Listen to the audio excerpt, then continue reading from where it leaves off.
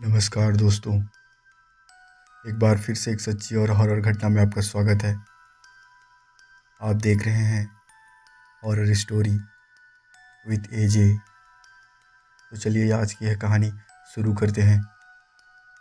गांव के आखिरी छोर पर एक पुरानी हवेली खड़ी थी, जिसे अब कोई भी देखना पसंद नहीं करता था। गांव के लोग कहते थे कि हवेली में कोई अजनबी आकर बैठा रहता है, जो हमेशा रात को अपने डरावने किस्से सुनाता है। वह अजनबी न किसी को बताता था कि वह कौन है, और न ही कोई जानता था कि वह कहाँ से आया था। कोई भी जब उसकी कहानी सुनता था, एक अजीब सा सन्नाटा छा जाता, जैसे कुछ हुआ ही नहीं। लेकिन फिर धीरे धीरे उन कहानियों के बारे में अजीब अजीब बातें सुनने को मिलती।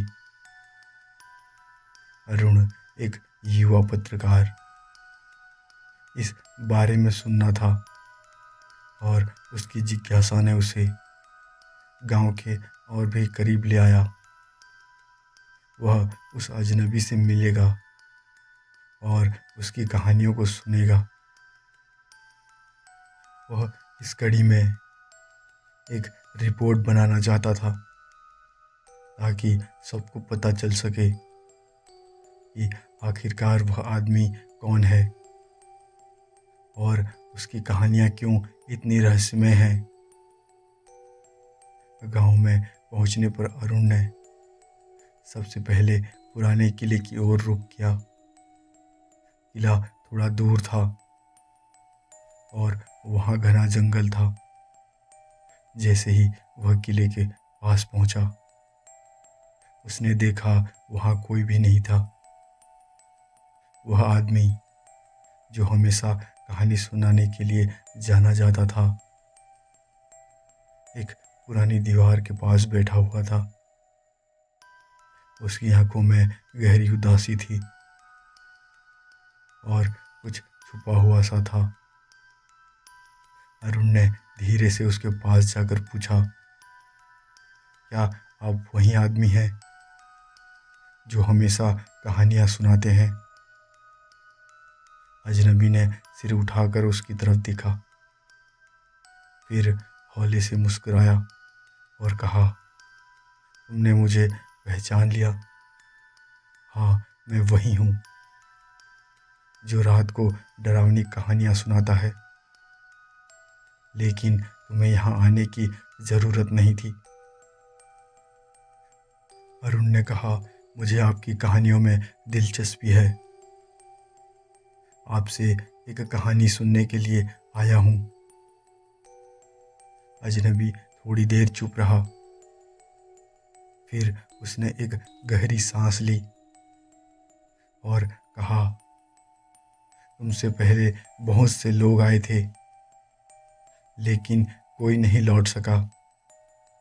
मेरी कहानियाँ सिर्फ सुनने के लिए नहीं होती, बल्कि वो सच में तुम्हें बदल देती हैं।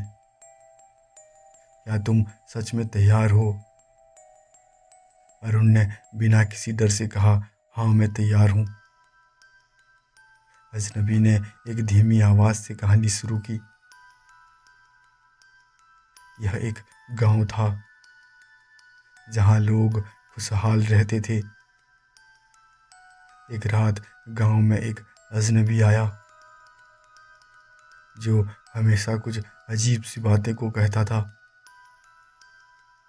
वह लोगों को डराने के लिए कहानियाँ सुनाता था,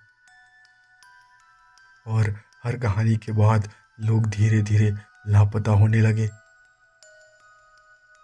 पहले तो किसी ने ध्यान नहीं दिया, लेकिन फिर एक दिन एक गांव का मुखिया खुद गायब हो गया। अब लोग समझ चुके थे कि उसकी कहानियों में और उसमें कुछ गड़बड़ है। अजनबी की आवाज़ गहरी और रहस्यमय हो गई। वह अजनबी हर रात अपने किस्से सुनाता और अगले दिन किसी न किसी की मौत हो जाती।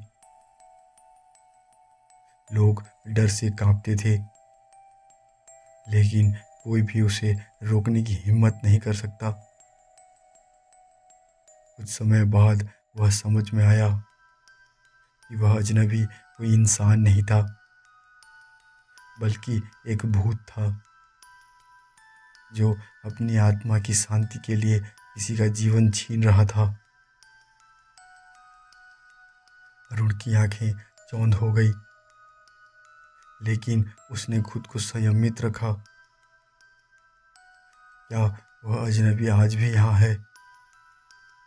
अजनबी की आंखों में एक दृश्य का दर्द था। वह अजनबी आज भी यहाँ है, और जो उसकी कहानी सुनता है वह उस भूतिया संसार का हिस्सा बन जाता है। अरुण ने उस रात अपनी आंखें बंद करने की कोशिश की, लेकिन उसे महसूस हुआ कि वह अजनबी की कहानी के प्रभाव से वह आ चुका था। रात भर उसे वही खौफनाक आवाज़ें सुनाई देती और उसे लगता जैसे वह गांव की गलियों में चल रहा हो। उसने तय किया कि वह अगली सुबह वह फिर से अजनबी से मिलेगा और उससे सच्चाई का पता लगाएगा। अगली सुबह वह फिर से उसी हवेली में पहुंचा। वहाँ अजनबी बैठा था। उसने देखा कि अजनबी उदास हुआ वहीं बैठा था और उसकी आंखों में अजीब सी चमक थी। अरुण ने डरते हुए उससे पूछा, आपका अगला किस्सा क्या है? अजनबी ने उसे घूरते हुए देखा और फिर एक और कहानी शुरू की। यह एक और गांव की बात है। यहाँ लोग समझते थे कि रात के समय आसमान में कोई खास शक्ति आती है, लेकिन उस गांव में कुछ लोग जो अंधेरे से डरते थे, वे उस शक्ति से लड़ने की कोशिश करते। उन्होंने एक दिन उन शक्तियों को चुनौती दी और उसी रात गांव के कुछ लोग गायब हो गए। गांव में एक दिन अजीब सा सन्नाटा छा गया और फिर एक रात एक औरत की चीखें सुनाई दी। लोग दौड़े और देखा कि वह औरत हवा में लटकी हुई थी। उसके बाद वह गांव भी वीरान हो गया। अरुण को अब लगने लगा था कि अजनबी की कहानियां सच थीं, लेकिन वह जानना चाहता था कि क्या वह खुद भी कभी इन कहानियों का शिकार हो सकता है। उसने अजनबी से पूछा, क्या आप इन कहानियों के पीछे की सच्चाई जानते हैं? अजनबी ने धीरे से कहा, मैं वही हूँ जो तुम हो। मैं भी एक बार कहानी का हिस्सा था और अब यही मेरी सज़ा है। अब मेरी आत्मा हर रात वही कहानियाँ सुनाती है, लेकिन अब यह तुम पर निर्भर करता है कि तुम क्या सुनते हो। रात होने के बाद अरुण को महसूस हुआ कि उसे अजनबी की कहानियों के बारे में और गहराई से समझने की आवश्यकता है।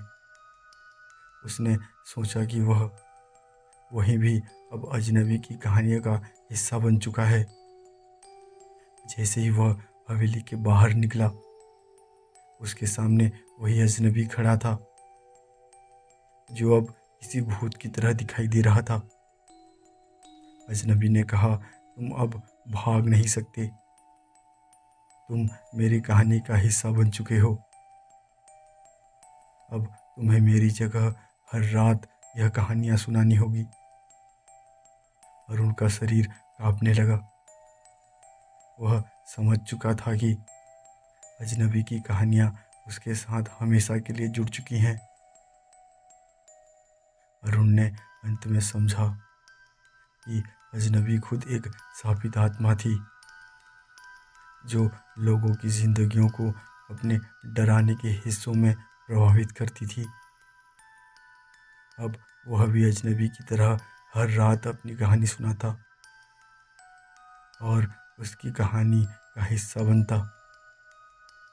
एक दिन अरुण की आवाज़ भी उस अजनबी की आवाज़ की तरह गहरी और डरावनी हो गई, और वह खुद भी किसी और को अपनी कहानी सुनाने लगा। अर्जुन उस गांव के सबसे बड़े डर की गवाही है। वह अजनबी अब खुद एक भूत बन चुका था। अर्जुन अब उस गांव के सबसे बड़े डर की गवाही दे रहा था। वह अजनबी अब खुद एक भूत बन चुका था, और अब अरुण भी उसका हिस्सा बन चुका था। इस प्रकार कहानी सुनाने वाला भूत का कहानी का अंत उस भूत के साथ जुड़ी हर रात की कहानी के दर्द और डर के साथ होता है, जो कभी सिर्फ सुनने आता था। वह अब खुद भी उस भूत की तरह हमेशा के लिए बन चुका था। तो दोस्तों, आज की ये कहानी आपको कैसी लगी कमेंट करके ज़रूर बताएं, और वीडियो अच्छी लगी तो वीडियो को एक लाइक और चैनल को सब्सक्राइब जरूर करें।